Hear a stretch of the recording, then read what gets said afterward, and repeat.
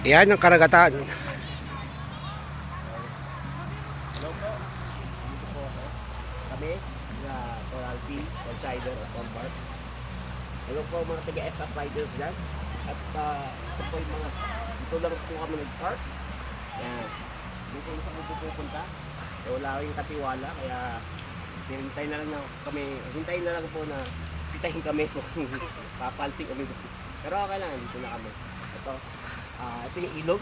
Pakita mo yung ilog! Yan po.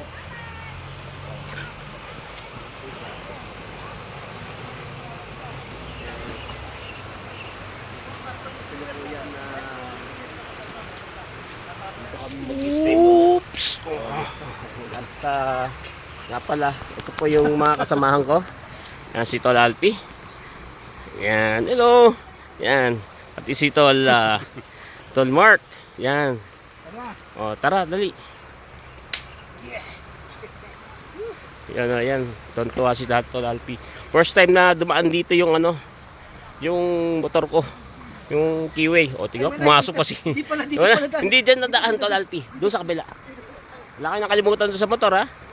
Yan. So, wala daw na, ito. Ayun, napili. Walang tao dito. Walang sumisit eh. Yan. Mamaya, hintay namin. Baka may sumita. Yan. O, ayan, no? Ayan kami. O. Ito.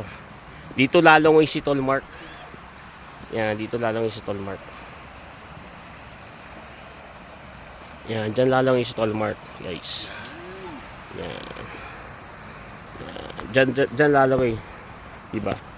Yan. Ito guys. Si Alpi naghahanda na. Palaway na yan. Ano yun? Baka pag-iisipan ko muna pag lalo. Sige po, mga taga-XUP, mga taga-Videocom group dyan. Extended may Videocom Antipolo chapter. Yan, ito po. Yan. Ayan, no? O, di ba? Nagkaroon ng nagkaroon bigla kami ng cup kasi walang nagbebentang cup dun eh. Pero okay lang. Yan na. O, di ba? O, yan. Okay na. Pwede na yan. Okay guys. Hanggang sa muli.